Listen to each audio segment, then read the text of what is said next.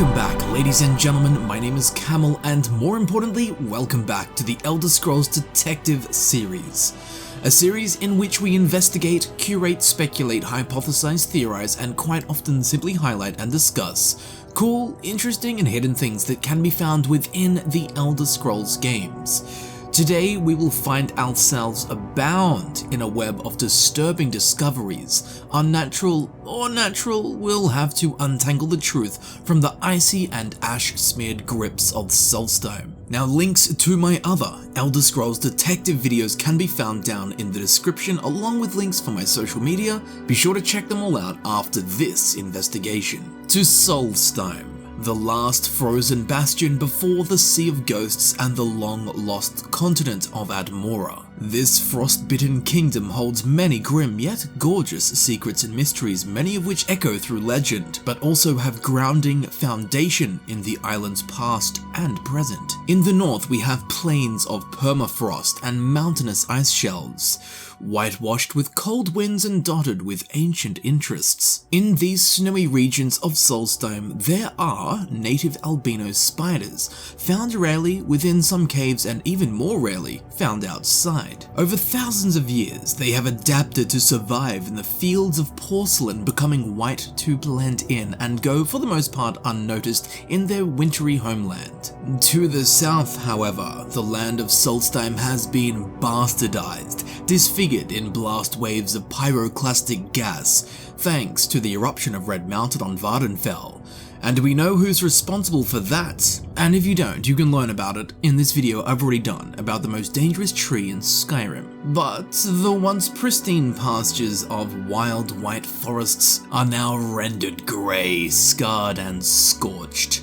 Trees bent and stripped, bosks burnt and sundered in the ashen shadow of the mockingly fiery sunrise that so beautifully silhouettes the transgressor, Red Mountain. The land is peppered with globular blotches of its magma. This new, unwelcome searing of Solstheim has twisted and tortured the wildlife. We can find ash spawn, likely birthed from the fiery phlegm of Red Mountain, which it spat across the land as a reminder of its seething infection. The elegant woodland mothers, creatures of nature and the forest, the Spriggans, have been set aflame and are trapped within a smouldering prison, their very own bodies. Mother Nature molested by the molten fury of the Red Tower, once the Bastille of Lorkhan's Heart and Daggerthur's citadel. Red Mountain won't be forgotten anytime soon. Like the Spriggans, another familiar creature has been melted and mutated along with the smelted ecosystem. We can find small spiders, but they are not albino spiders, they are flame spiders. Once white and shy, now red, fiery and ready to burn unsuspecting prey. More and more of them can be found along the southern coast of Solstheim, next to heartstone deposits, ruby deposits, and flaming clumps of Red Mountain's heart. Have these spiders truly been forged from the shattered bones of Sakrostrunma, as Red Mountain is called in Dovazul, the Dragon Tongue? Does it have the power to infuse with creatures and turn them into acolytes of fire and willless elemental thralls? It would appear so, and it would explain why we only find fire spiders in the burnt lands to the south. But the power and corruption of Red Mountain doesn't explain why we can find these other spiders, not albino nor flame spiders, but frost spiders. If not from Red Mountain, where are these variations of spiders coming from? Well, to find the truth of it, we'll have to delve into the archaic Nordic ruin of White Ridge Barrow. Perched at the birthing place of this icy spring fueled by snow runoff, White Ridge Barrow looks peaceful and picturesque. Be sure to savor it, as what it holds within is far from it. As soon as we enter, we will stumble upon a scene of slaughter, 2 dead reavers. There are also 2 bedrolls, suggesting that they camped out here for some time, before discovering or uncovering something that they wish they hadn't, as is evident by the fact that they are dead. The door leading further in is barred with a wooden beam, but it looks like not even that was enough. As we shift the shaft and open the doors, a corpse will slump down onto the ground in front of us. Seems even with his friends inside, the Reaver was willing to bar the door just to keep whatever was in there out. So, naturally, we're going to delve deeper. As we make our way down, we'll start to find the corpses of albino spiders with signs of their nesting, webbing, egg sacs, standard spider interior design. Soon we'll be met by this round hallway, at the crest of which is an entryway with traces of plunder and a descending staircase in which we will take down into the depths, at the base of which is a short hallway which leads into a rather busy chamber with more spiders, pulsating web sacs and treasure. But an immensely disturbing discovery awaits us on the lower floor. A bandit who's looking rather yellow and is wearing a large necklace. Classic Solstheim fashion. I jest, as this is no adornment. He has a gyrating spider latched onto his neck, sucking, slurping, and steering.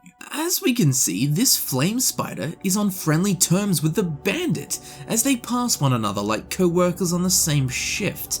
Okay, firstly, it's strange we can find a flame spider down here despite being nowhere near the other flame spiders on Solstheim, specifically down on the southern shores, with the scouring and scorching of Red Mountain. And secondly, there is a spider that appears to be controlling a bandit. That's pretty weird. It's wrapped around his neck and injecting its will into the spinal column and brain stem of this poor chap. And while this is by no means a normal sight, in short time it will be. Before we press deeper into White Barrow, there is a staircase at the back of the chamber, leading up to a door locked in thick webs. Burning them away and kicking down the doors reveals a tomb. The spiders have been breeding in here too. Laying around, we can find a few skeletons and Draga corpses on the floor. I pray to the Nine Divines that these spiders haven't been mind-controlling the dead. That's just a can of worms I don't want to have to deal with. Maybe this guy was an arachnophobic and simply died of shock when he walked in here. Or maybe his corpse has been desiccated by the slow acid venom of the spiders, a nice juicy human milkshake for later on. Regardless of the truth of it, it's not painting a pretty picture for our sojourner head. But if you wanted pretty pictures, you should have just gone to my Instagram. So on we push. Further into the Barrow. More flame spiders, albino spiders, signs of ancient Nordic culture, pulsating spider sacs ready to burst with 8-legged foes. And scarily, more of these terrifying, soul-enslaving, mind-control spiders. These are actually wholesomely horrific, and given some of the things in Skyrim, that's really saying something. After progressing through the next narrow vestibule, and after tripping over more of these annoying creepy crawlies, we'll find a room with a number of gem deposits and heartstone deposits. A strangely common sight in this dungeon. Anyway, breaking through the next stone wall and back into the Barrow, we'll be met by the door that leads into Whitereach Sanctum. We will, of course, be entering it. Now the first thing we run across is another barred door, but strangely, there are 2 Draga down here, so it seems that they barred the door, because they're on the side that was barred. I'm not too sure what this scene is meant to tell us, but it does appear that even the Draga feared what was inside and blocked its path by wedging this wooden beam across the door. Ooh, alright, in we go.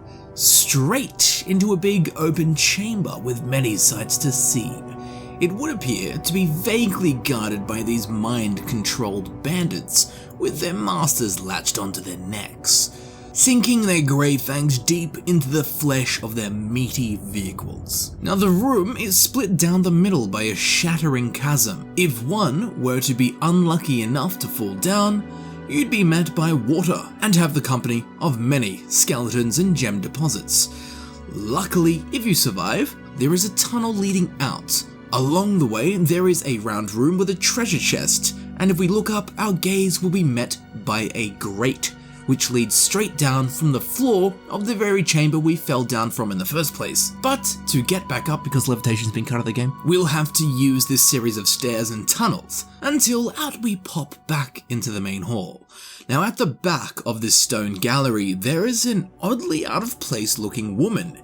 She isn't yellow, nor does she have a mind control spider on her neck. But the spiders also aren't attacking her, suggesting she is on good, or at the very least neutral, terms with them. Whew, she is one grim-looking girl. Her name is Merilar Rendas, and I bet if you were trapped in a tomb with spiders all day, you would look pretty grim too. When we approach her, she will be hostile, and despite having a glass dagger drawn, she'll put that away and pull out something very unexpected. Merilar will whip out nothing other than spiders and hurl them towards us. Exploding flame spiders, jumping flame spiders, flame-cloaked spiders.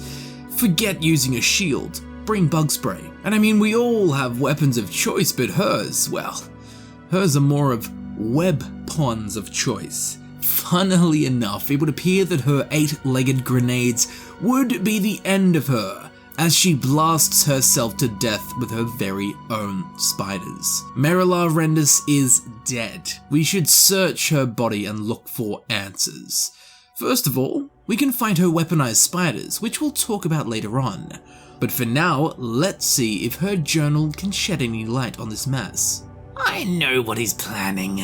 Does he really think he can take all of the credit for discovering these spiders? Next time he goes into the safety cage to do whatever it is he does with those spiders, I'll lock the door. He'll have no choice but to listen to me then. What does he mean about me not being right in the head? There's nothing wrong with me. He's the one trying to steal my discovery.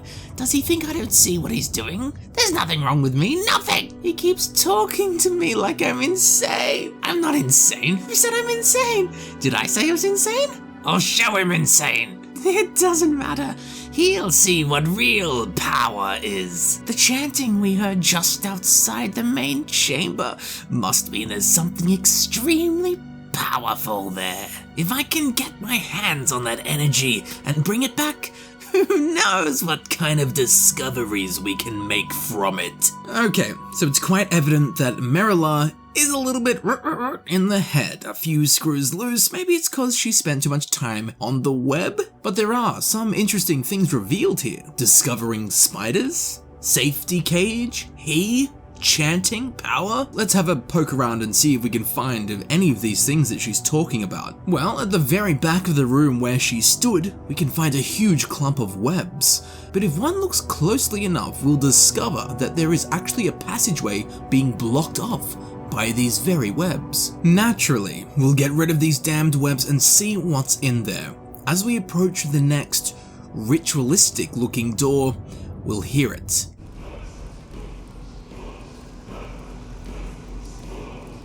Chanting. Is this what she could hear? The chanting? Or maybe she could hear this.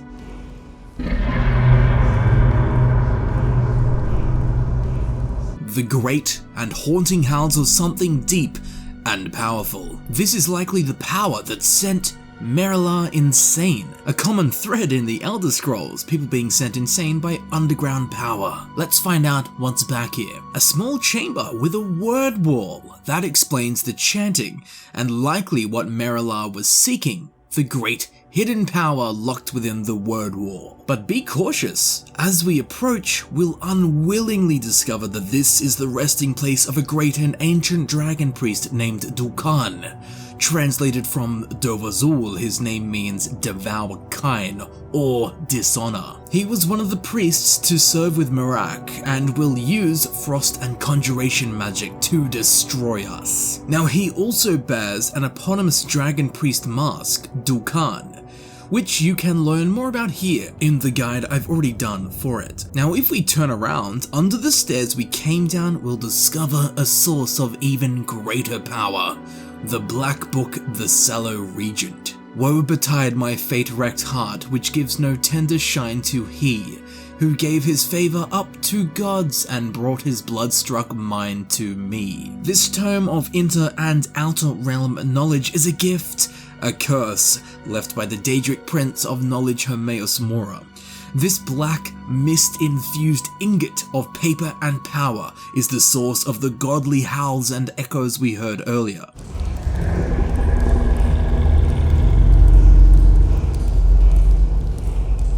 the wailing cries of ambience vibrating through the realms as Hermaeus Mora groans in timeless lexiconic omniscience. Along with the word wall, this source of great power, the Black Book, the Sallow Regent, could very well be the well in which Merilar's corruption began, although I think she had a few screws loose to begin with. So that explains the chanting, and that explains the great power that Merilar was looking for.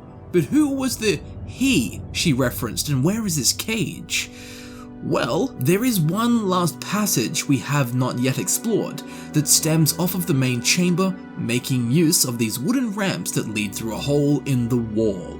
This exits out into a smaller room filled with spiders and their webs, some ruby deposits, and a few dead bandits. In here is also the cage that Merilar wrote of in her journal, but before we break into it, let's inspect the surrounding area. Underneath the wooden structure supporting the cage, there is a short hallway which leads out into a bedroom. The spiders have done an excellent job redecorating. I'm a big fan of the chair stuck to the wall. It's a good look. There are also a number of books on varying topics. There are potions, soul gems, and an assortment of valuable precious stones of all kinds. It would appear that Merilar, or whoever else lives here, are quite scholarly and educated mages. There are also 2 beds, suggesting that Merilar and this he slept in separate beds, so they were unlikely in a relationship. On one of the bedside tables there is another key to the cage upstairs. We'll be sure to grab it for use later on. Now, up on the wooden platform that supports the cage, there is a pathway leading deeper into the stone. Where the wood meets the dirt, there is a wooden ladder leading out to Skyrim. We'll be sure to use it when it's time to leave, provided we get to leave this death-woven tomb. Now, if we follow the path, it will lead into what appears to be a mine shaft, with evidence of it once being used to mine ruby and metal ore. The bulk of the mine has since collapsed, so we'll have to head back. Before we enter the testing cage, there is one last thing that has caught my eye. Another locked cage door, leading directly into a sea of webs. If we pick and burn our way through the curtain of silk, we'll be thrust into a dusty old hallway laden with webs and washed with thick waves and clouds of grave dust. At the end of the hallway there is a chest, but nothing of extraordinary interest. There was another door, however, a barred door. A barred door behind a shield of webs, behind a locked cage door, behind a barred door, behind a wall of webs, behind a barred door. Something tells me we aren't going to find flowers and rainbows in here. By the gods, an arachnophobe's nightmare. What is this? What have they been doing in here? Oh god, a pit of arachnids. In a city of webs with bones and eggs strewn across the place, with several bandits under the influence of their new masters, the spiders, servants to the fanged slave drivers, their skin flushed yellow in veined patterns as the corruption of the spiders pulses through their blood, unable to resist, unable to run, unable to do anything but the spider's will. What kind of sick and twisted room is this? It was barred from the outside, so were these bandits locked in here? Forced to be harvested as meat vehicles? Peons to the yellow and grey harvestmen. This is sick. Let's get out of here and see if we can get some closure on this hecatomb of cobweb-clutched men. The cage. What's inside the cage? First off, there's a dead guy in here. Always a good sign. On the table, we can find various ingredients: salt, bone mold, gems, albino spider pods, and this creation of Frankenstein-looking thing. We should search the dead guy for sure. This is too weird to explain. So this man is Servos Rendas. He has the same last name as Merilar Rendas, the crazy spider lady we met earlier. They're probably siblings, given they have the same last name. Now on his corpse, we can find his journal. She's finally done it. I knew she'd eventually crack. I probably should have left when I had the chance. The untapped power within these spiders has finally gone to Merilar's head. Who would have thought that these tiny albino creatures had the ability to harness such magic? Being locked in this cage is frustrating, of course, but it is keeping me even more focused on my work. What did she think I was going to do anyway? As my sister, she must have known how devoted I am to this, although I can't fault her for her actions right now. Who knows what kind of fumes these experiments have been giving off, or what effect they have on the brain. At least I'm alright. Or maybe I'm not, but I think I am. Could these experiments be having the same effect on me that they have on her? Magnificent! It seems as though you can combine any one of the base spiders with a modifier to tweak its behavior. For instance, just imbuing an albino spider pod with a ruby seems to create a spider that jumps at its victims and proceeds to explode. But by simply adding a salt pile to the mix, it creates the same manner of spider, but instead of jumping and exploding, it emits flames from its body. I'd experiment with more of these behaviors, but it seems the bandits we tested the mind control spiders on are all still locked away. Merilar doesn't want me to let them out. Maybe there are too many in there for her to handle. I heard her muttering to herself earlier today. She was saying things like, The spiders are mine, and they'll listen to me. What exactly is she planning? I hope she's not attempting to enter the blocked off room in the main chamber. She knows we specifically sealed it after hearing odd chanting coming from that direction. Then again, what she used to know may not matter right now, considering the state that she's been in. I hope she'll be alright. And before we deconstruct that, on the table there is another book, The Spider Experiments. I've only tried a few combinations, but things look promising. Here's what I've discovered so far. Ruby plus albino pod equals jumping flame spider. Ruby plus damage pod equals exploding flame spider. Ruby plus salt pile plus damage pod equals nothing. Ruby plus salt pile plus albino pod equals flame cloaked spider. Looking at these results, it seems as though the purity of the gem could enhance the imbuing process in some unforeseen way. Perhaps I could get my hands on a flawless ruby. I have also theorized that if one were to mix most any of the ingredients in the previous experiments, a new discovery is likely to be made. Upon further inspection of both a diamond and a garnet, it seems they don't contain the necessary power required. I know for a fact that a ruby works, as seen in my previous experiments. Next, I'll see how the reaction works with an amethyst, emerald, or even a sapphire. There must be other types of spiders out there. Who knows what other kinds of imbuing processes have taken place? We'd best keep our eyes open. The source of the interaction will most likely be nearby, whatever new species we find. Wow, okay, that is a lot to take in there. So Servos and Merilar were brother and sister experimenting on these albino spiders. Merilar went insane and locked her brother away in the cage, and it seemed that he did most of the actual work. And apparently, she never let him out of the cage and he died, probably of starvation. Before both of them died though, they discovered that albino spiders could harness different types of energies and magics. As Servos notes, imbuing a spider pod with a ruby resulted in a flame spider. That would explain why we find flame spiders next to the fiery fragments of Red Mountain, and yet still find flame spiders in this tomb because of all of the ruby deposits. As he also notes, the source of the interactions will always be nearby. Red Mountain's fragments, flame spiders, ruby deposits, flame spiders. He also notes that they created mind-controlled spiders, which we have met many times, a sick creation. Luckily, they don't occur naturally. Wouldn't want a nest of those knocking around, they could take over Tamriel. So how many types of spiders are there? Well, you can actually use the Imbuing Chamber to create a total of 16 different types of spiders that you can actually use.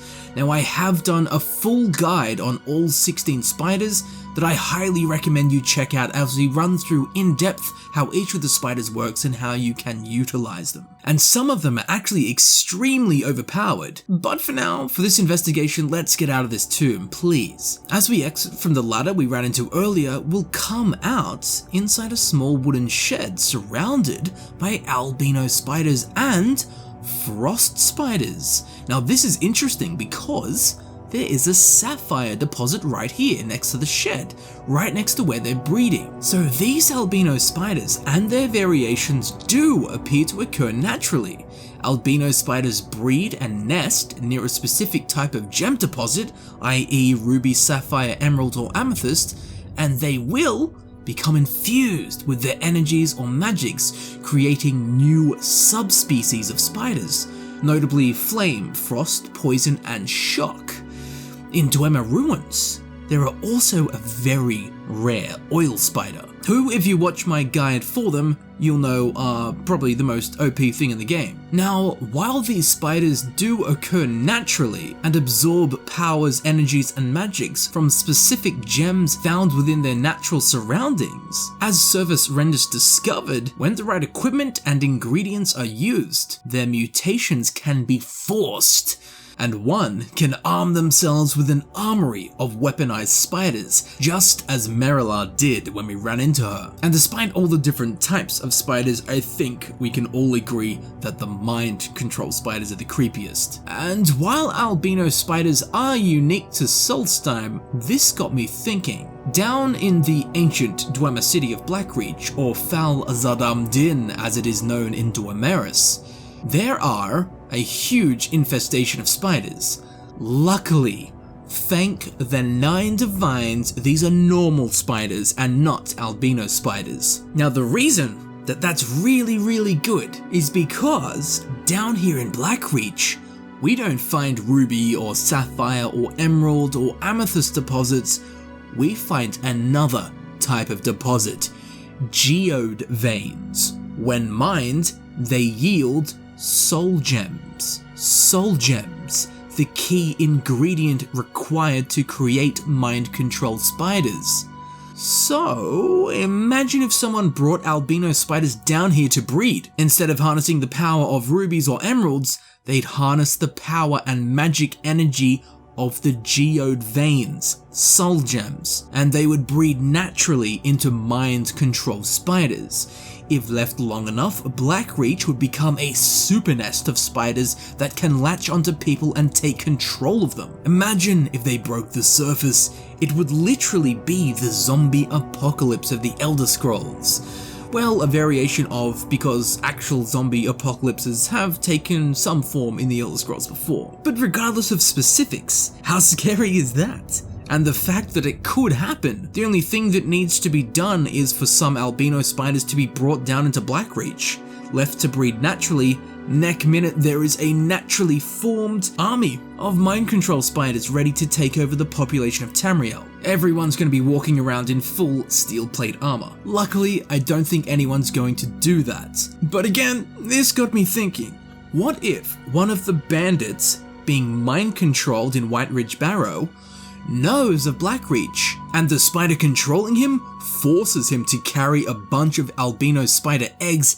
down into Blackreach. Look, it's a lot of conjecture here, but nothing outside the bounds of possibility. It's scary stuff. So I do hope that you've enjoyed the journey, the discovery, and the unsettling conclusion that these spiders do occur naturally and can also be made unnaturally. Equally so, I do hope you learnt something new about the beautifully mad universe that these wonderful games take place in, the Elder Scrolls. But most importantly of all, what do you think about these spiders? Are they simple bugs to be squashed when need be, or do they have the potential to cause biblical havoc? Harmless little spiders or powerhouses waiting for the right magic to harness. If you have any information, facts, evidence, speculation, theories, or anything to do with the albino spiders of Solstheim and their variations, be sure to leave a comment down below. I'd love to hear what you have to say. If you have any ideas for something that should be covered in the Elder Scrolls Detective series, be sure to let me know. I'll look into whatever strange and wonderful topic you present. If you enjoyed this video, please do me a kindness and leave a like. And of course, if you did enjoy this video and want to see more videos similar to this one, please subscribe. It helps me know that people enjoy these kind of videos and will result in more of them in the long run. So be sure to click subscribe and that little bell icon next to the subscribe button right here on YouTube so that you are notified when new Elder Scrolls Detective videos are uploaded. Now my other Elder Scrolls Detective video links can be found down in the description, and down there are also links to my social media. If you would like to support the channel in a more personal way, you can become a patron on Patreon. As I'm sure you know, all of my time and energy goes into making these videos that I create for you to enjoy. So your support is most appreciated and welcomed in any and all forms. Feel free to check out the playlist on screen. Thank you for watching, thank you for supporting the channel, and I'll see you very shortly in the next video. I'll see you there soon.